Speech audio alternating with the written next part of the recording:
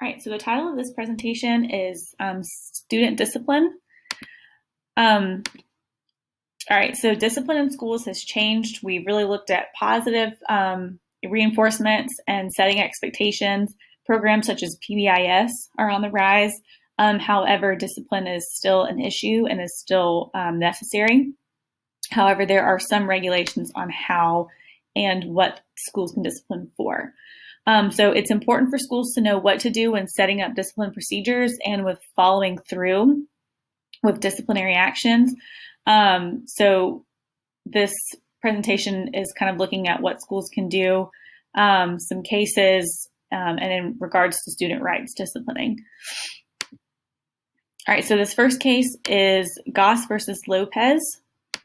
February and March of 1971 proved a tumultuous time for the Columbus, Ohio public schools, marked by large-scale student unrest over racial issues.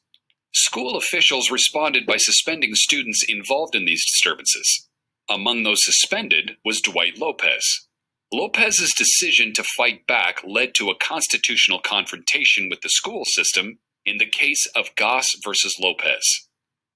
In 1971, Lopez and 8 other named plaintiffs were high school students in the Columbus, Ohio public school system.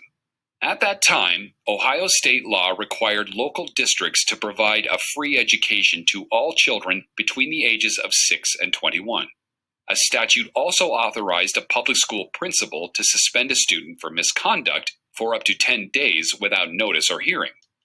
Lopez and the other students were all suspended from school for 10 days for behavior related to school disturbances. None of them received notice or a hearing before being suspended. The students sued the Columbus Board of Education and Columbus school administrators, including Norval Goss. They sought a declaratory judgment that the statute was unconstitutional because it deprived them of their right to an education without due process in violation of the 14th Amendment. The students sought to enjoin school officials from future suspensions and to clear any mention of past suspensions from their records. A 3-judge district court panel ruled that the statute was unconstitutional and ordered school administrators to remove all references to the students' suspensions from their files. The administrators appealed directly to the United States Supreme Court. Okay, so the takeaways from this case is that when students are being disciplined, they should be given notice of violation and punishment and be given a chance to refute the charges. In another case, they found that students suspended without this hearing could receive possible damages. Some other issues concerning discipline are corporal punishment. The Supreme Court in the Ingram versus Wright case found that it does not violate the 8th Amendment. Assault and battery suits could still be possible in some situations.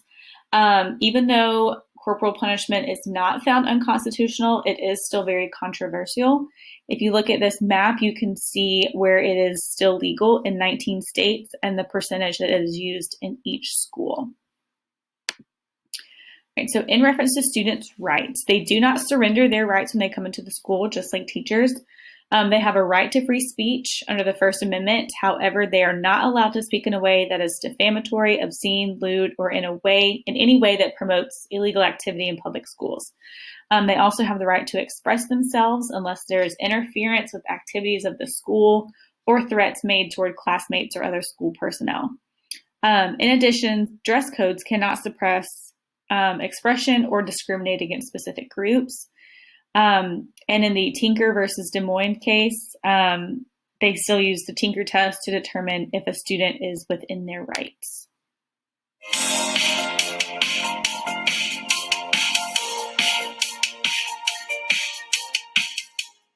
Students can protest on public school grounds, but they have to be careful. And that's because the Tinker standard provides that any student speech that is substantially disruptive can be prohibited by public school officials. So if public school students engage in a student walkout, that may well be considered substantially disruptive within the meaning of Tinker. All right, so the implications. When creating student codes of conduct, student rights concerning expression and speech must be considered. Teachers and administrators need to know what is allowed and what isn't when administering discipline, and students are entitled to due process.